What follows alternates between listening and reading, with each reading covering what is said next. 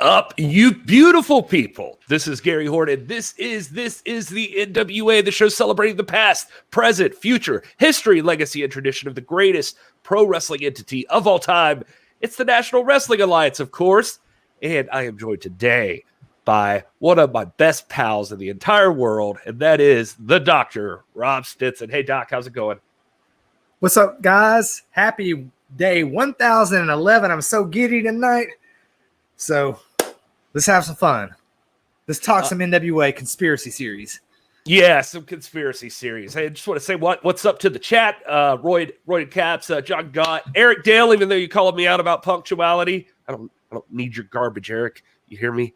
And then Terry McDermott, front row, all of our people out there. Nathan, I see you. Ed Williams, thanks so much for being here. If I missed you, I'm sorry. We'll get to you. We want to know what you guys thought about tonight. I thought tonight was on fire. Say what you will, Doc, because I know you got a lot to say, but you may not like President William Patrick Corgan's choice of method in the championship series, but I do have to say, anything that gives me some solid one-on-one matches with finishes that just go, one man proves himself to be better than another or woman, and I love that about it. This tonight's episode of NWA Powerrr was action-packed, top to bottom, and with some fantastic matchups, I thought.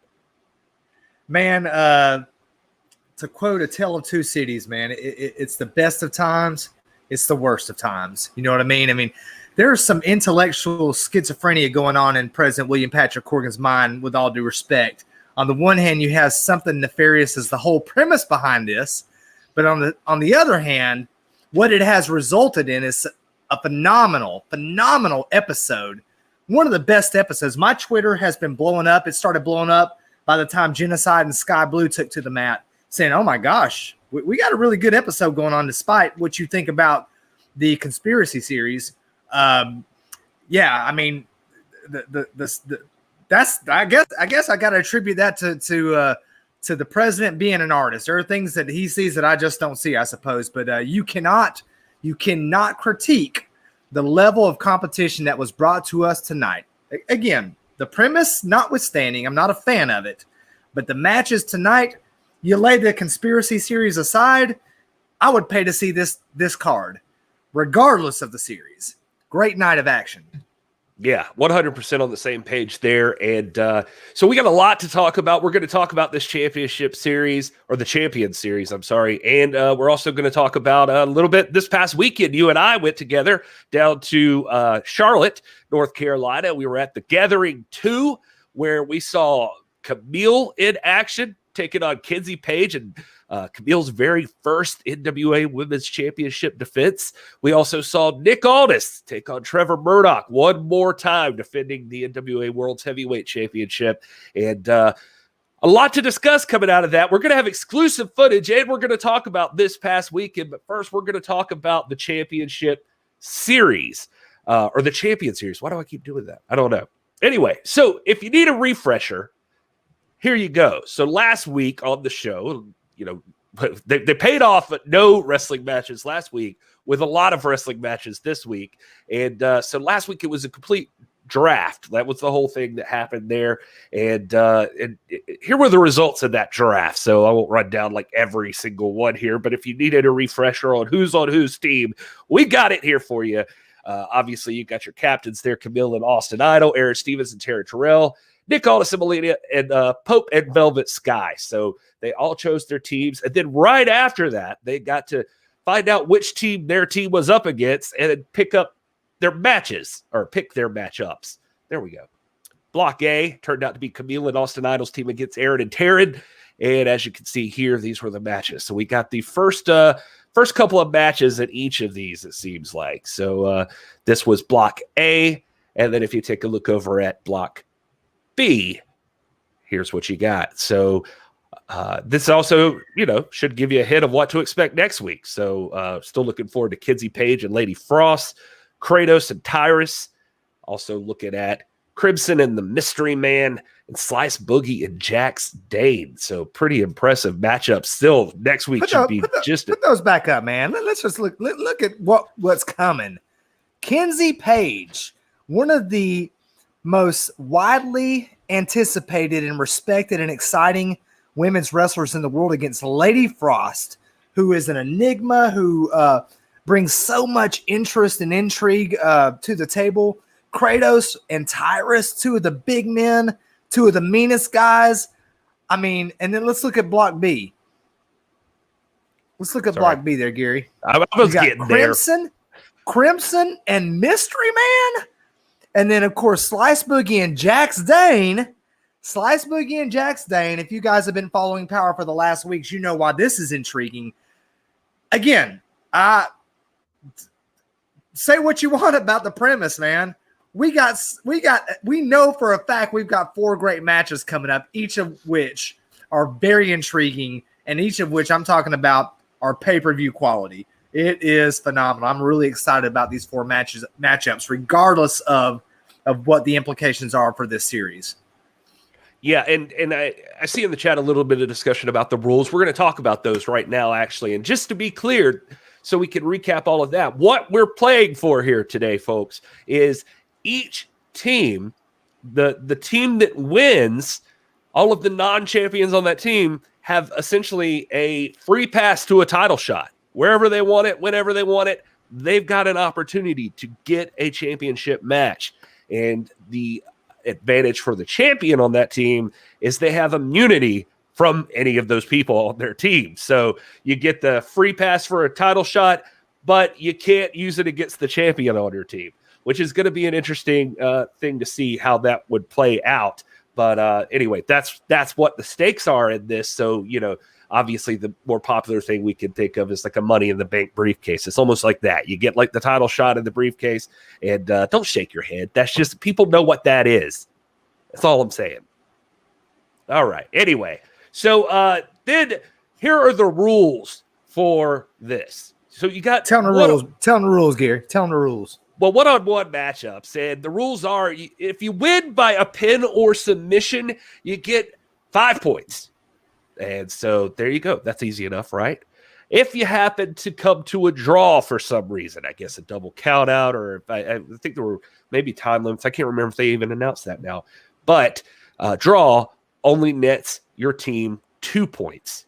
And if you are disqualified, the other team gets 3 points. So there you go. So you can win 3 points, 5 points, or 2 points. That's it. That's not too complicated, I don't think. And should a bracket end in a deadlock, the NWA governing body will award a round 1 tiebreak to whichever team should win their contest in the shortest amount of time. So you've seen the opportunities here, and if since there are these matchups in Block A and Block B, there's 4 in each block. Were you to tie this, you're going to hope your team won in the fastest amount of time. And so that is where we're at. That seems easy enough, right? Yeah, I suppose. Yeah. And okay, Rob's still hung up on the conspiracy series.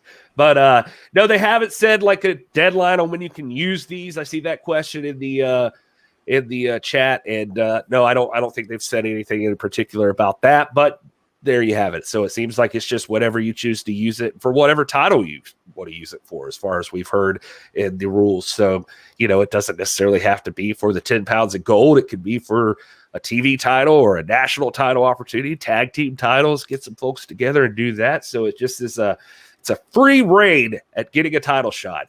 But of course, somebody like a Nick Aldis or a Pope right now, they would, or even Aaron Stevens, you know, they'd be looking at, I don't want to have to defend my title against anybody on my team. So that's which is going to be an interesting one, just to throw it out there for the women's division if Kamille's team wins. So that's an interesting thought.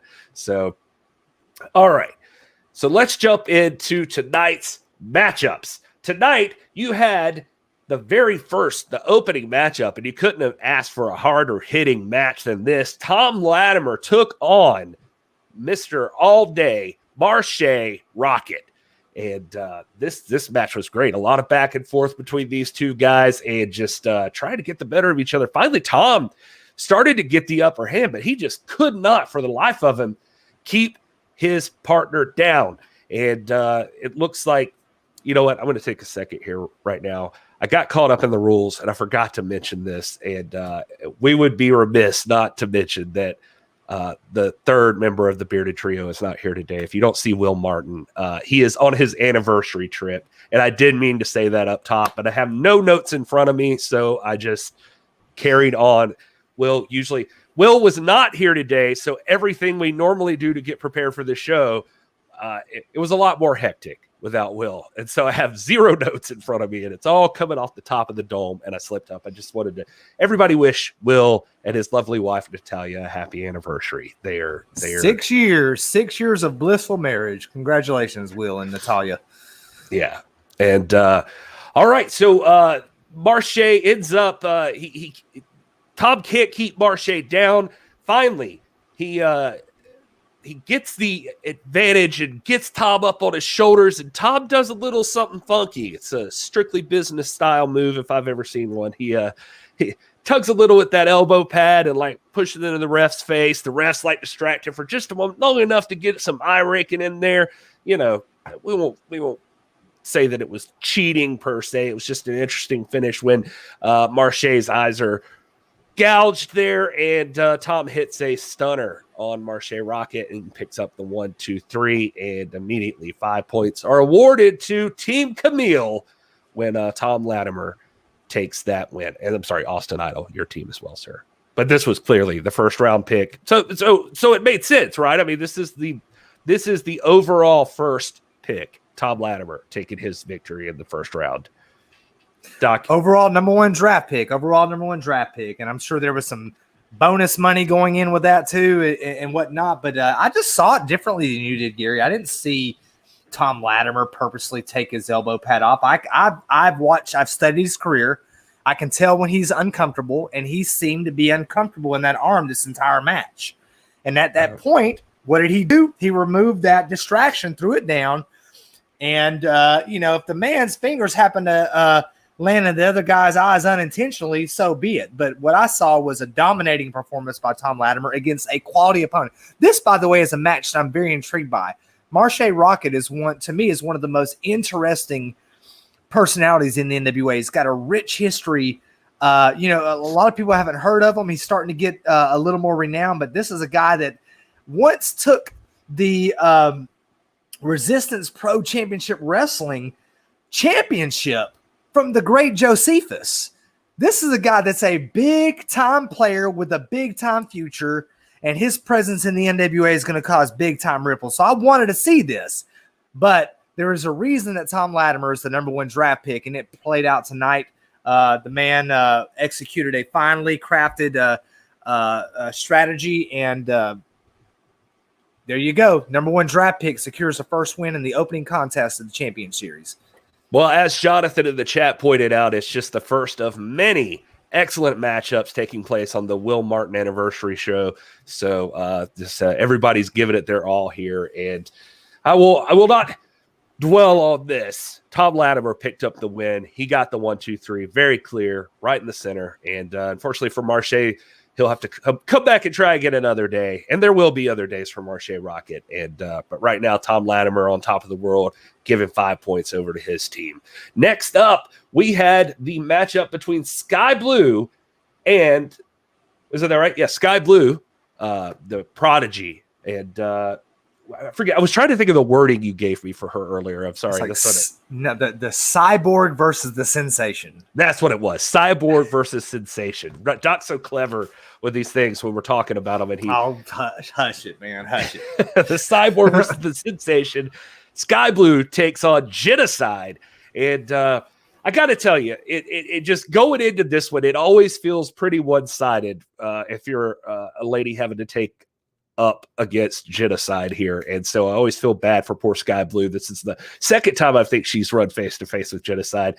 Although, to her credit, she was much more prepared this time. She actually went back and forth with Jennacide, had her on the ropes multiple occasions. Skye looking fantastic in this match, but just it's often what you expect people come across when they step in the ring against someone like a Kamille. It's just a lot to overcome. There's too much power, too much determination, and Skye, unfortunately, giving it everything she had, but just overpowered completely by Jennacide in this matchup. And that finish just with a power bomb where she just kind of let her drop for a second, then picked her back up all the way and slammed her down and got the 1, 2, 3.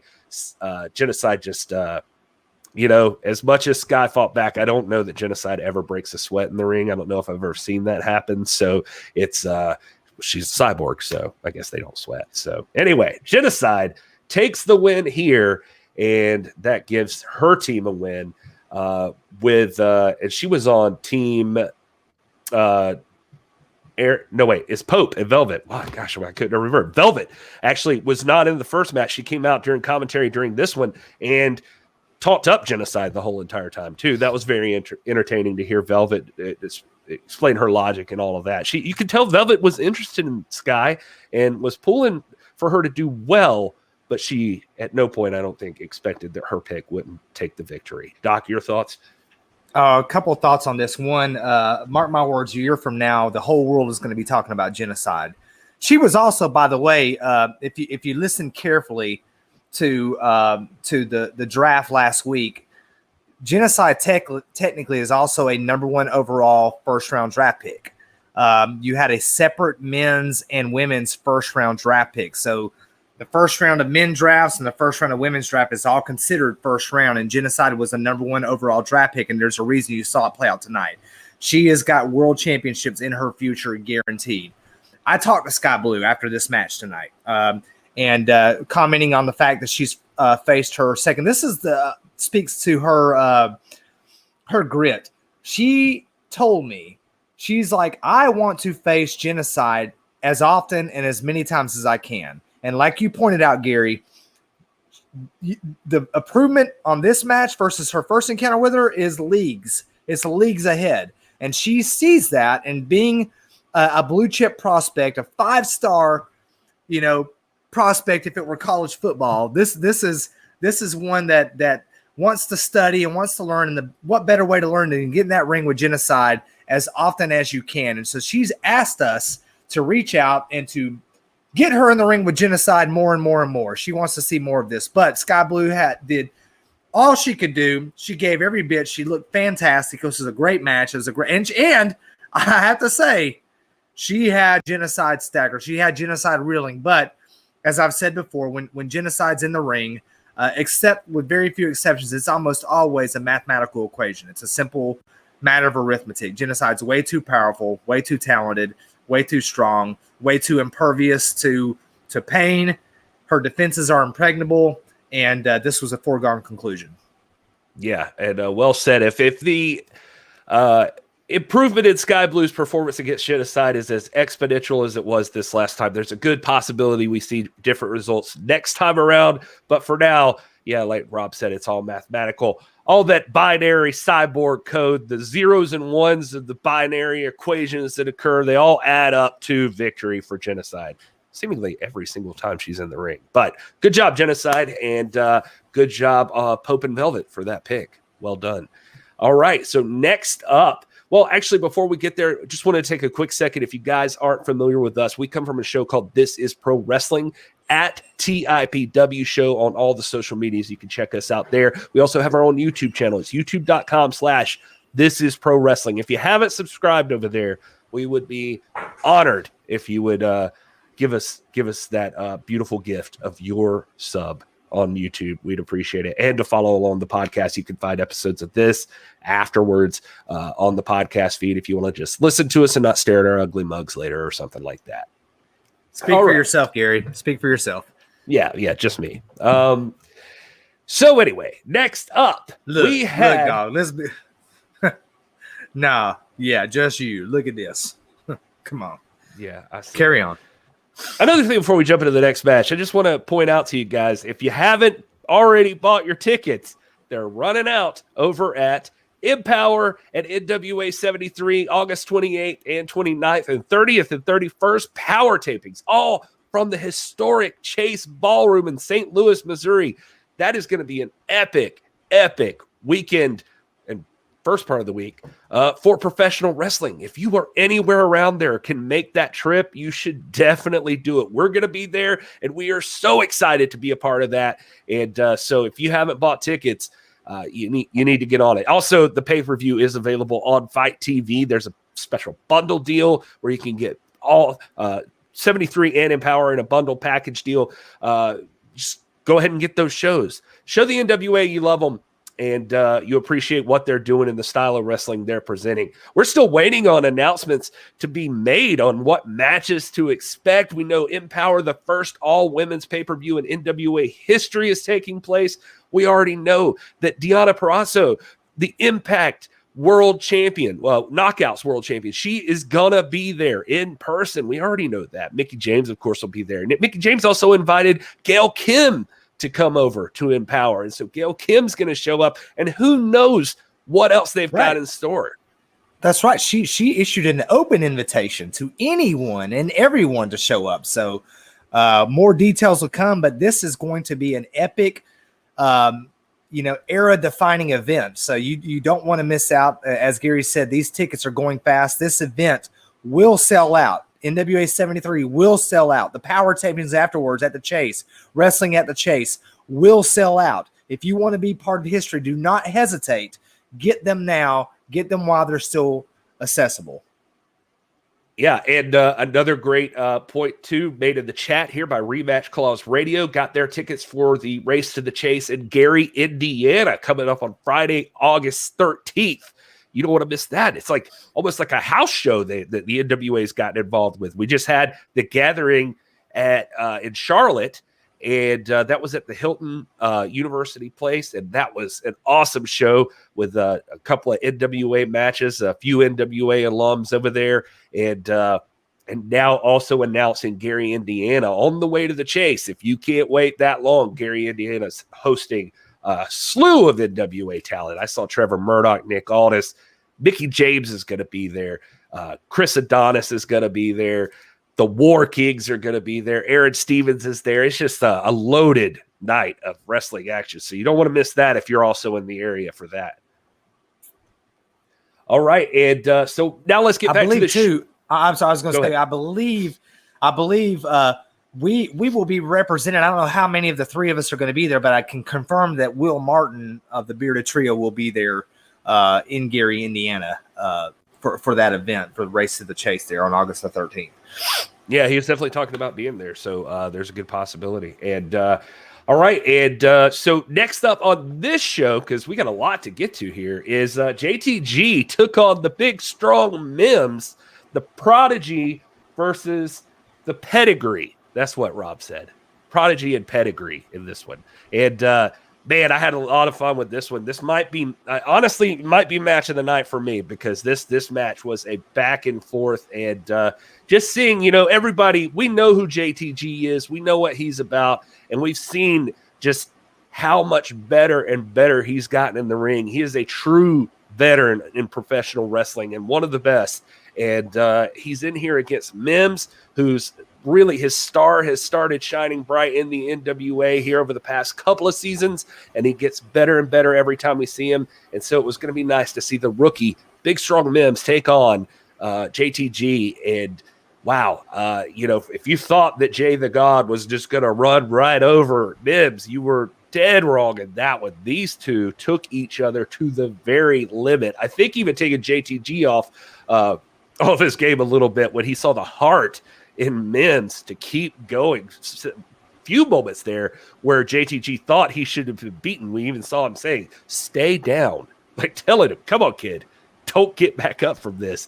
And Mims still kicking out, refusing to go down until finally he got hit with the Brooklyn Cutter, and JTG picks up the 1-2-3 over Mims and awards his team some extra points. And I believe he is part of Aron and Taryn's team, so they load up here. But Doc, what do you think about Mims and JTG? Man, if you said this was the match of the night, you're not wrong. These two athletes bring the best. I'm gonna tell you right now, ain't nobody nobody is going to be running over Mims. He has grown so much. He is shows so much promise. The NWA president, William Patrick Corrigan, is placing so much trust and interest in him, and for good reason. You saw it tonight. And what about JTG? I mean, this guy looks like the JTG I saw in this match tonight. I don't know if anybody in the world could have beaten him. I mean, he looked primed. He had a tough challenger ahead of him, but this was a fantastic match. I'm not going to say it was my match of the night, but if you said it was yours, you're not wrong. It was a great match. It was a fantastic match, a showcase of two of the great talents, and another indicator of why the NWA is the best thing going right now. This could easily, in any arena, be a headline act, and I was very, very pleased with the outcome of this. Yeah, it's almost tough to even have to know what to exactly say about this. It's just a really, really good wrestling match that just occurred on NWA Powerrr between Mims and JTG. If you missed it and you've got the Fight TV subscription, you got to go back and watch this one. It's a big one. It's really, really good. I think you're seeing the potential for Mims to work his way into the main event picture, and JTG to work his way into the main event picture. Mims is working his way right up the roster as being one of the top competitors in the National Wrestling Alliance. So it's just a lot to look forward to from these guys, and they showed it right here. I pay to see them lock up right now all over again, just because they put on a hell of a matchup. All right, well, there's one more matchup to get to, Doc, from this particular show, and that is Trevor Murdoch stepping into the ring, and he is taking on Mr. No Days Off, Fred Rosser. And I expected a quality matchup between these two, and we sure did get it. I didn't even know what to expect from an outcome here, and these guys took each other to town. Fred Rosser's technically sound as anybody you'll ever see in a professional wrestling ring, and has a lot of power to go behind that. And then Trevor Murdoch is just, what can you say? He's like brute force, just blunt force trauma every time he just nails you with a punch or a kick or whatever. He's the epitome of the car wreck when you're in a matchup with Trevor Murdoch. He just will tear you apart. And unfortunately, just a little bit more than Mr. Rosser could contain this time around. And Fred Rosser submitting to Trevor Murdoch's. Do you know what the name of that hold was? It was some kind of almost like the Rings of Saturn used to be. It was Tim Storm referencing Harley used to have a similar submission. And so, sorry, I don't know the name of, but an excellent submission, and more than Fred Rosser just had nowhere to go. Yeah.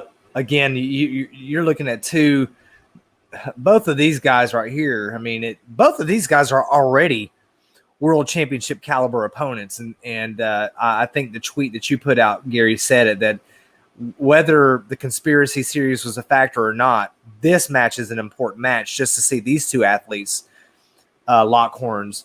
And you got Fred Rosser, who, as you pointed out, is so technically sound. Maybe, apart from maybe Nick Aldis, he might be the most technically sound wrestler in the NWA right now. Next to him, and maybe a Matt Cross or somebody like that. Against Trevor Murdoch, who, although I'm not going to say he's the most technically sound wrestler, I will say that he brings a couple of characteristics and qualities that are inherent in the NWA, and that is heart and determination, and, as you pointed out, Bruce Boris. When I see Trevor Murdoch, and I've been, as I tell people all the time, everything I've ever said, I've said in the plain light of day for the whole world to hear and see. You guys have heard my criticisms of Trevor Murdoch in the past, but he embodies so much of the spirit that just finds such a welcome and appropriate home in the NWA. I'm talking about the spirit of the style of a guy like a Barry Windham or a Dusty Rhodes or a Dirty Dick Murdoch, or one of those guys. When I see him, that's who I see. And so every time I watch him, as you said, there's no telling how this is going to turn out.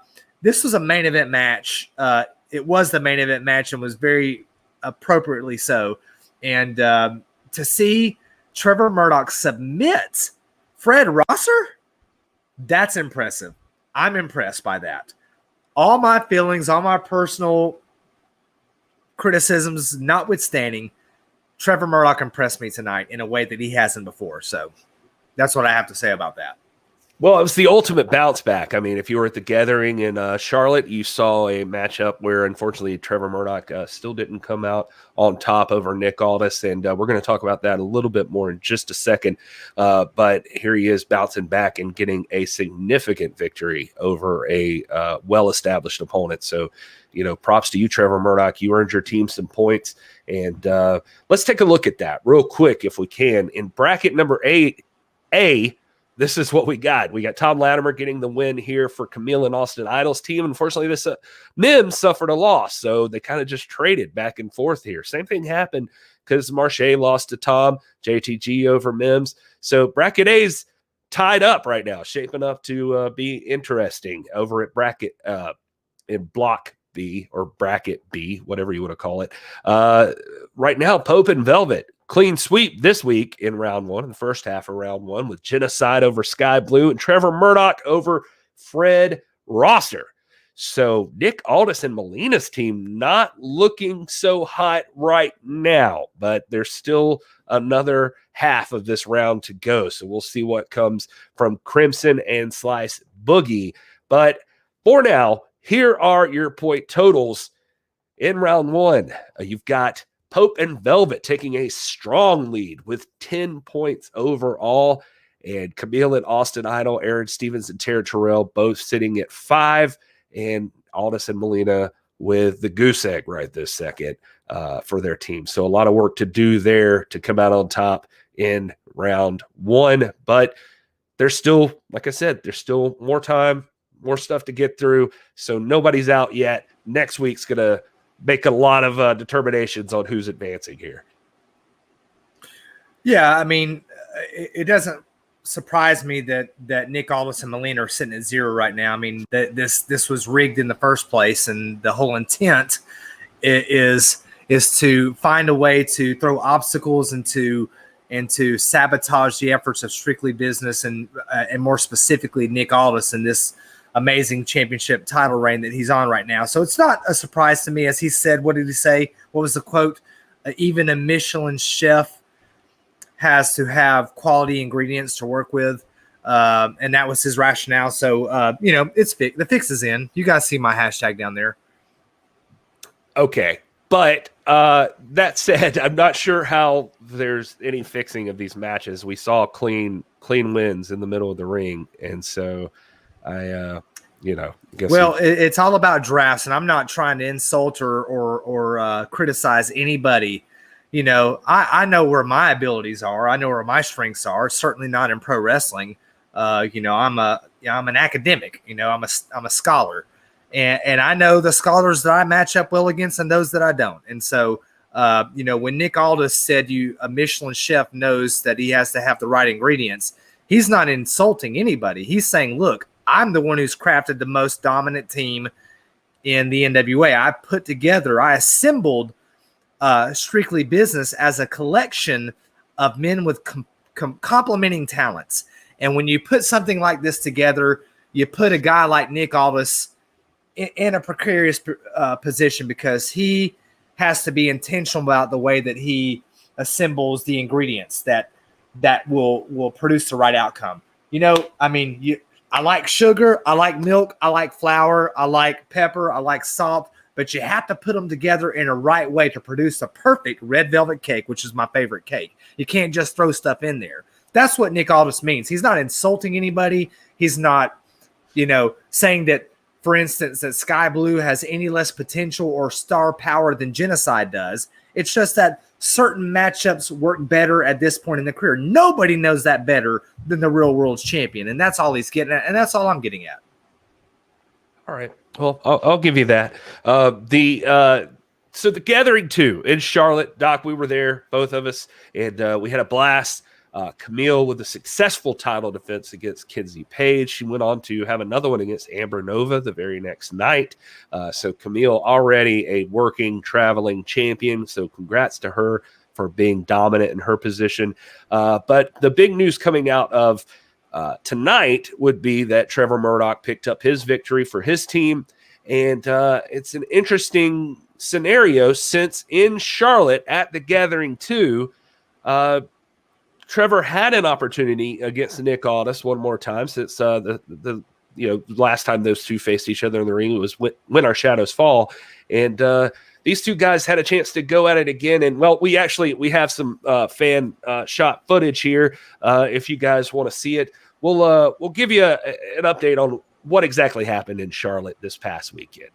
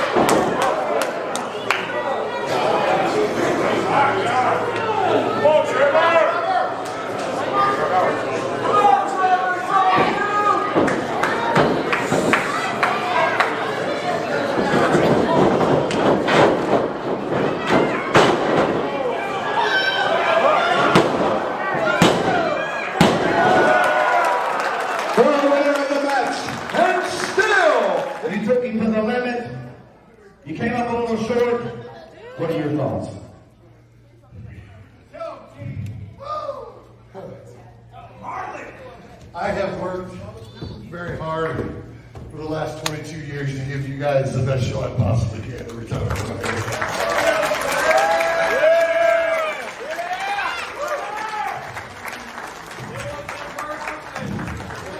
And being a Harley race guy, the NWA means the world to me. And actually, if you get into the pro wrestling business, if you don't want to be world heavyweight champion, you need to get out. I want to be world heavyweight champion. I want to represent Harley to my fullest ability. Now, Nick, the first time you and I wrestled, you know damn good well I had you beat. But tonight, you beat me. I can't take anything away from you. As a man, I stand here and say you beat me tonight. But I'm not done. I still want to be NWA World Heavyweight Champion. Yeah!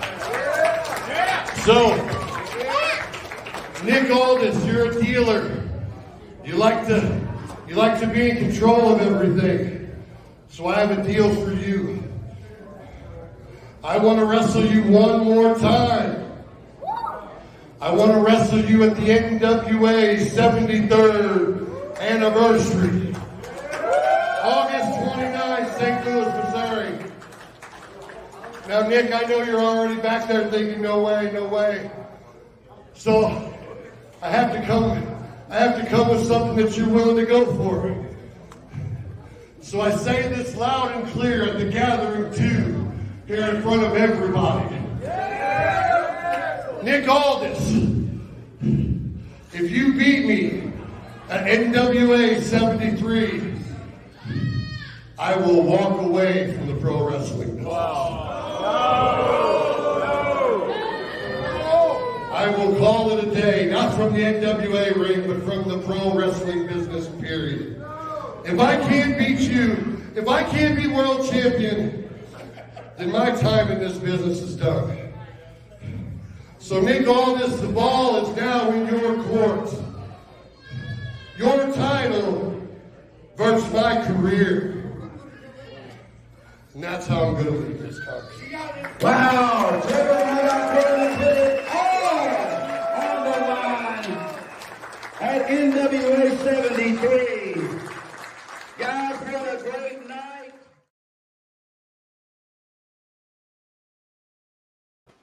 Well, Doc, you were there live. I mean, that was a big deal. Trevor Murdoch laying all of his cards at, no pun intended, but I guess there, all the table for the dealer. There you go. Career versus title. And now the thing is we haven't heard from Nick Aldis since that point. And even tonight. And why should you have? I mean, how many times does the champ have to prove himself?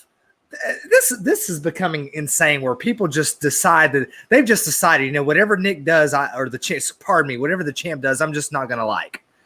Well, he Doc, is I know that you're this man cleanly up. time after time after time after time. There are other people waiting in the wings, deserving contenders like PJ Hawks, like Colby Carino, like Chris Adonis, like Thom Latimer. Like there are a whole host of others. It's time to move on. That's all I've got to say. That's why we haven't heard from the champ yet. Well, it's interesting you say that because lucky for us, even though we had to get through NWA Powerrr tonight and see the Champion Series, and a lot of people have been wondering how the champ feels about this. He was obviously very upset at the end of the show with Trevor Murdoch and that victory. Something kind of flustered him about that. But what fun would the post show be if we couldn't give you guys exclusives? And here with us tonight is the real world's heavyweight champion, Mr. Nick Aldis. How's it going, champ? How do you think it's going, Gary? Look at me. I just came in from poolside. I said, you know what? Yes, I will give you a little time today, gentlemen. Let's have a little chat about the ramifications of the Gathering 2 and that unbelievable victory in Charlotte, North Carolina. Now, Gary, I was listening to the post show, prior to coming on, because I want to make sure that you're keeping everything in line before I come on, because I know you. I know the type of broadcast journalist you tend to be. So you tend to sort of get out all the things you need to get out without any rebuttal before I come on the air. And I will say for the most part, today not a lot of Gary clangers. But I will say that it is very interesting, your use of language. Very interesting indeed. Because when you described what happened at the Gathering 2 in Charlotte, I don't recall you ever actually saying Nick Aldis beat Trevor Murdoch clean in the middle. You had to say, oh, unfortunately, things didn't work out the way Trevor wanted, which, again, just hoping that someone who doesn't know the full context thinks, oh, it must have been something nefarious, must have been some sort of shenanigans, tomfoolery, skullduggery. No, you had to say, Trevor, things didn't really go his way, or the outcome wasn't what Trevor had in mind. Why don't you just say what actually happened, Gary? I'm not trying to get around the fact that the outcome was what it was. Nick Aldis beat Trevor Murdoch in Charlotte. Yeah, beat him like a drum, convincingly, Gary. 1, 2, 3 in the middle, no doubt about it. And no now, balderdashery. And isn't it just funny how who has been the most critical of this shambolic, this conspiracy series? Who's been more critical of it, besides maybe the great Doc Stinson, than me? Nobody. For all of the reasons that I've said several times before. And yet, guys like you, people who are on Team Corgan, who are just desperate for the sake of their own validation and Billy's corporate interests, doing everything they can to try to get this belt off of me. You are saying, oh, no, it's fine. No, it's a good idea. Oh, well, it gives everyone a chance. Oh, everyone gets a turn. Oh, wrestling should be for everyone. Rah, rah, rah. And then Trevor Murdoch decides to try to bypass that whole thing by saying, because he thinks he got an audience. Hey, Nick Aldis, I want one more match at 73, and I'll put my career on the line. I'm just curious, Gary, if things had been the other way around, roles have been reversed, do you think that you'd be teeing this up the same way? Because I think you'd be clutching your pearls over there. So I'm just curious what you think about this sort of going rogue here by Trevor Murdoch. Before I get to my response to his outburst and his challenge proposal, if you will, I'm just curious to hear what you think. Well, I don't know exactly what you want from me. I mean, I did say that Trevor Murdoch did lose fair and square in the middle of the ring. I'm giving you that. Now, I mean, it's completely within his rights to ask for a rematch. He does have that option. Stop. It's completely within his rights to ask for a rematch. He was the challenger. Well, I mean, I'm just saying. I'm afraid you need to brush up on your pro wrestling protocol. That if I was ever to be defeated, heaven forbid, I would have a rematch clause. It's not. Otherwise, someone would just challenge for the title over and over and over and over again. And what's that definition of insanity that people like to throw around? Trying the same thing over and over again with this, expecting a different result. It's sad. Well, I would say that, I mean, that match was a quality contest between the two of you. It could have gone either way, and you did win fair and square. I'm just saying, I feel like he thinks he still has some more to give you and still could have won. It could have gone the other way. I guess what I'm trying to say is, for him, I feel like he's approaching this situation as humbly as possible, that he did go on the mic that night and make that challenge to you, but he didn't do it thinking that he was owed it. He said that he wanted to offer something in return. And so if he can't beat you, if he can't become the world's heavyweight champion, then he might as well not be there anymore. And he knew that would be something you would be interested in, possibly. And so I mean, I don't see what the problem is with him. It's between you and NWA management on if that is going to happen. But what's to stop him from making that challenge? I mean, why? That doesn't have to be sad. That could just be a man willing to go all in on himself.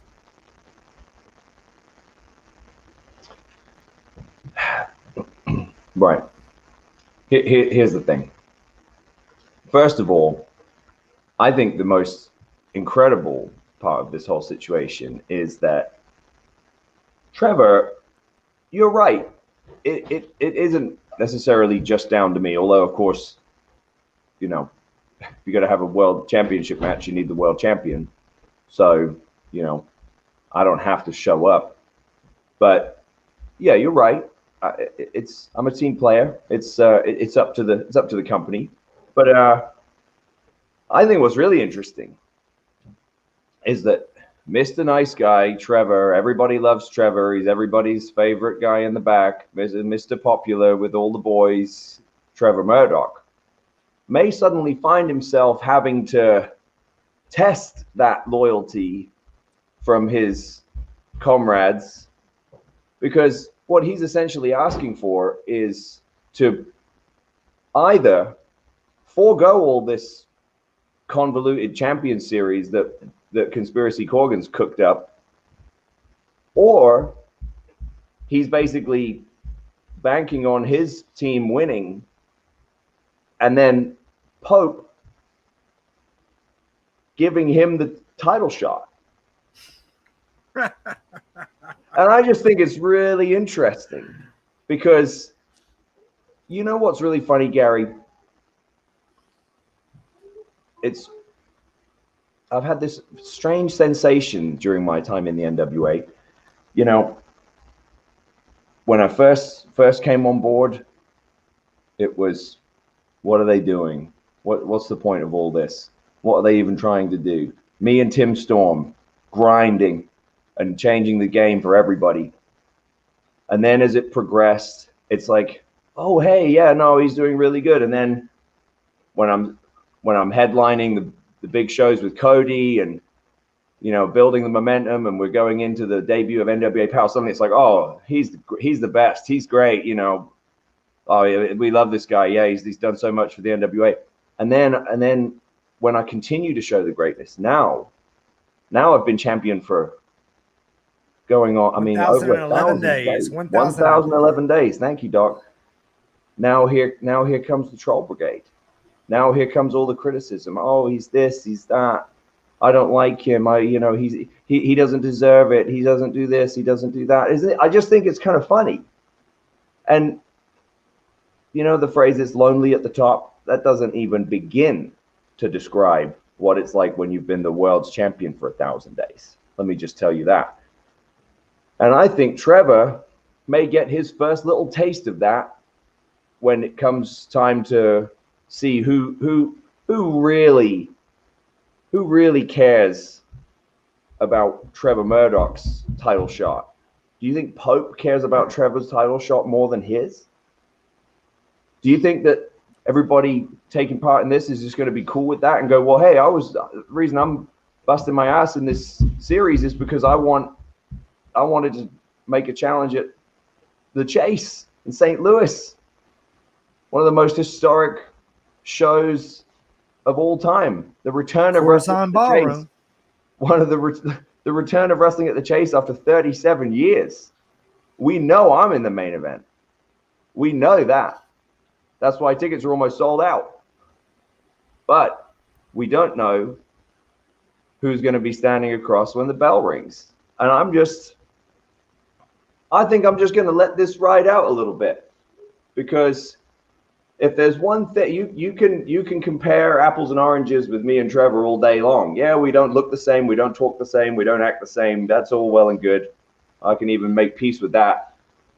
But I will give the man credit. He is a formidable and a high quality, world class pro wrestler, and he's been at this longer than I have. But let's face it, you're talking about two veterans. But one thing that Trevor doesn't have any experience of yet is when everybody turns on you, because he ain't quite got to that level yet. And what's going to happen when these sharks, which they will, because trust me when I tell you, everybody in this business, especially the ones who pretend to be the nice guys with all the charity and all of the signal boosting and all the positive stuff and all the motivational stuff, they're the ones you got to watch out for. They're the ones who are putting on a facade, because as soon as the time is right, they get you right in the back. And I'm just going to let this one ride out, Gary, because I ain't got nothing but time. But with the exception of Gary, Indiana, all I have to do is let my body heal up, relax, take care of business, pump a little iron, and make sure that I am ready for the Chase. And we march on to 2,000 days as the real world's champion. Well, it's certainly a possibility. So essentially we're doing like a no response to Trevor Murdoch in this case. You just want to see. I guess you just didn't listen to the whole last 5 minutes, Gary. Well, I mean, he's got to summarize it for all his clickbait buddies. No, I'm just saying. He's got to summarize it for his clickbait buddies so they can post a misleading headline out of context. Yeah. Here comes the spin. Yeah, here comes the spin. Old spin Dr. Gary. Listen, he's got all his horn blowers out there. All the horn blowers out there wanting to do his bidding for him on all the dirty sheets. Yep. The dirty sheets. This is all. Oh, I saw disturbing. him. I saw him in Charlotte. I saw him at Charlotte. Oh, they were too. there. Hey, but you know what they said to my face, Doc? Nothing. Nada. Zip. They were all, hey, champ. All they said was champ, how much for this autograph? That's what I said. Yeah. How much for this autograph? Are there any seats left? Are there any seats left for the main event? No, sorry, they turned people away. So in the event that, well, I mean, right now, you mentioned Pope's team, and they're looking pretty good in this champion series. So Are you? Well, I was just referencing Popesty because that's where Trevor ended up. So Yeah, I'm just saying. I'm using that specifically because that's who he's going to be needing to rely on, and I'm just I'd tell you what though, I'd love to be a fly on the wall for that conversation. Yeah, it would be interesting. Right? I mean, I get completely where you're coming from. How are you feeling right now coming off the Champion Series? With unfortunately right now who cares, Gary. Gary, the number. Go ahead, Rob. Go on. You know what the number one rule in job security is, Gary? What's that? The number one rule in job security is make yourself indispensable. And that is what the champ has done. He is indispensable. He cannot be beat. This is a ploy. And in the conversations that the champ and I have had offline, this is not even an afterthought. We see it for what it is. He sees it for what it is. Now you want to play it up. Your boys want to play it up. The clickbait media want to play it up. Gerrymander Joe wants to play it up. Irish Pat Kenny wants to play it up. But this is just a facade. It's a smoke screen. It's nothing.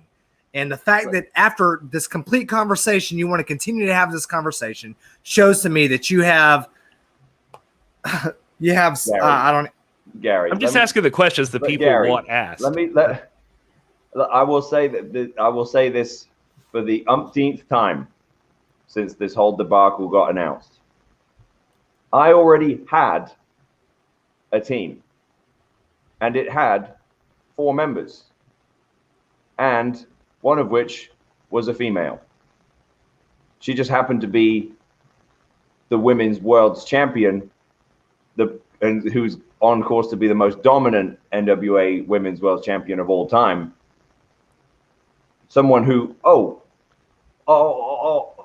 I selected and handpicked 3 years ago.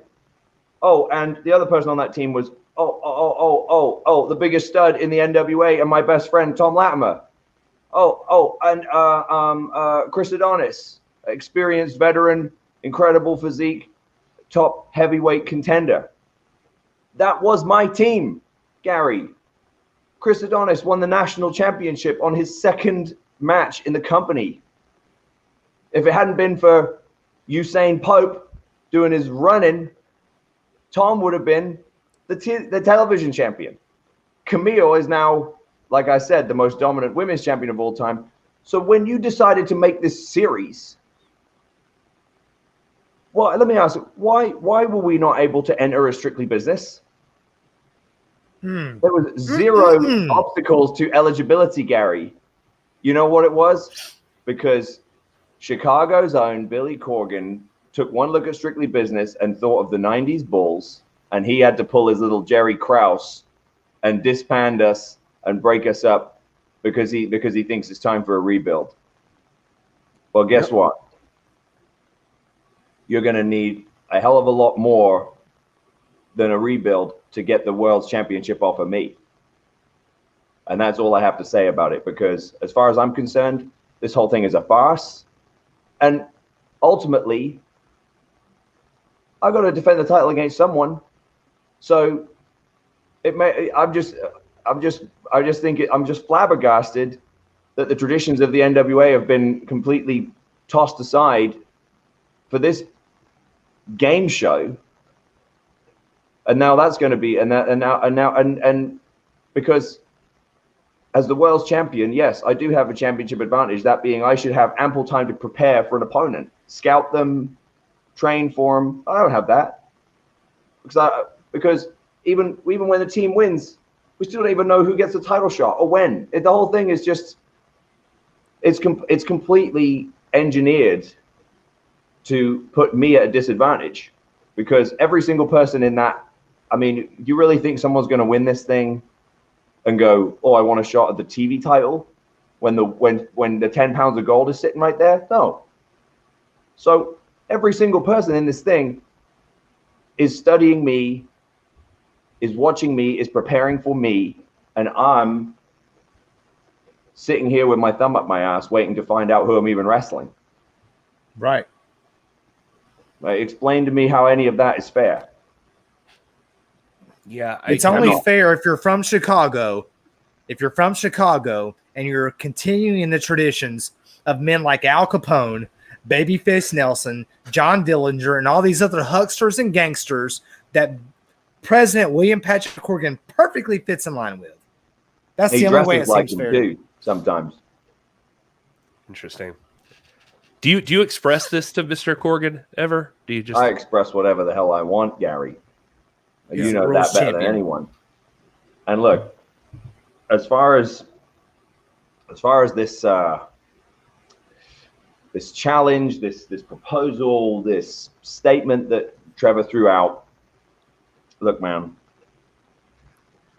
I hope he gets. I hope that management, and I hope that the other talent, I hope that they agree. I hope that they cooperate, because just the fact that he has the audacity to stand there and challenge again and put his career on the line, now he deserves to be put out of wrestling for good. He deserves to be retired. And hey, look, this is a pay-per-view.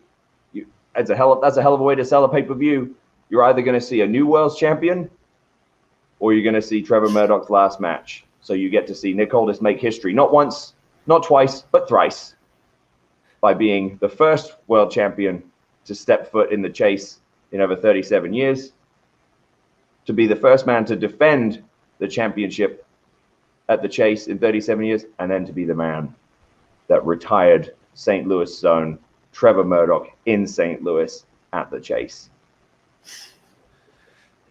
Well, it's well said. It's well said. I mean, it's hard to argue against that. It'll be interesting to see how this plays out. And you're right. I mean, Trevor Murdoch has another path to you here in the Champion Series. So whether or not you accept that offer, he could potentially show up. I'm putting it out to Billy Corgan, and I'm putting it out to Pope, and I'm putting it out to all the talent right now. Give the man what he wants. Give him to me one more time, because it's about time that people learned what happens when they keep poking the bear. And I will retire Trevor Murdoch in St. Louis, and I will love every second of it. Okay. Well, Champ, thanks so much for your time. He, I was going to let him go, but he just left anyway. So there you go. That's the Champ for you, though. So yeah, thanks for the time, and thank you all for being here. Doc, any final thoughts here as we start to wind down on this show?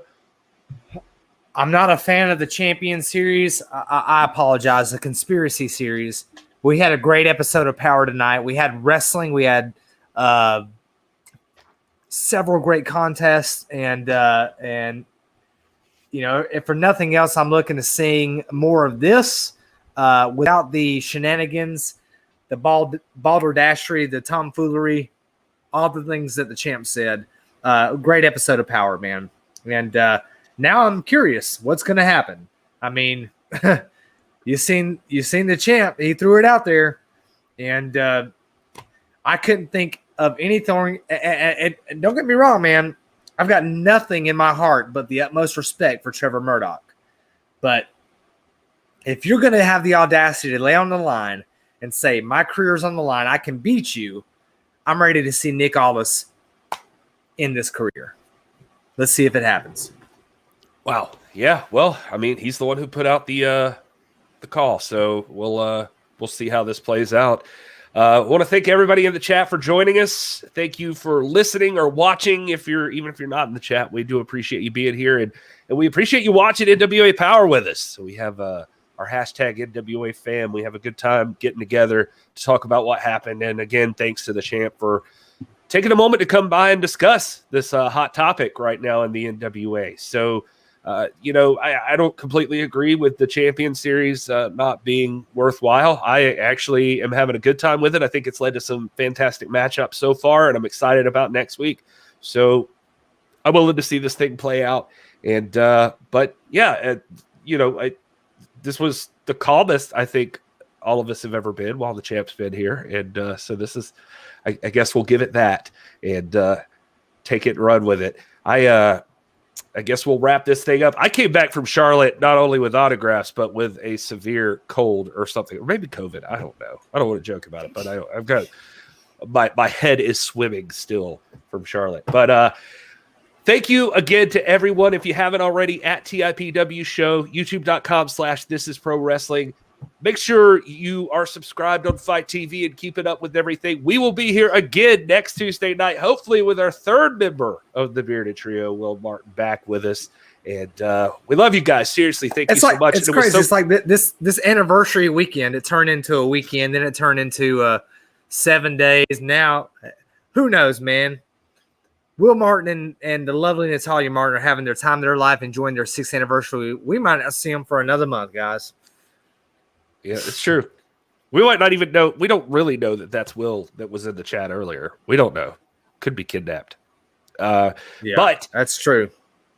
Also, really quick, just wanted to say to everybody that came up to us and said hello and that they watch and all of that, thank you for that, too. That was really cool at the gathering. And we look forward to meeting all of you, more of you, in St. Louis at the Chase. The hashtag Race to the Chase is on, and things are up in the air, and things are intensifying. Things are getting crazy. We're going to see what happens. All I know is you want to be a part of NWA 73 and Empower, because much more to come with announcements, match the card, all of it. It's going to get exciting, and it's only going to get more exciting from here. So we hope you guys join us. And that's it for this week. Until next time, you guys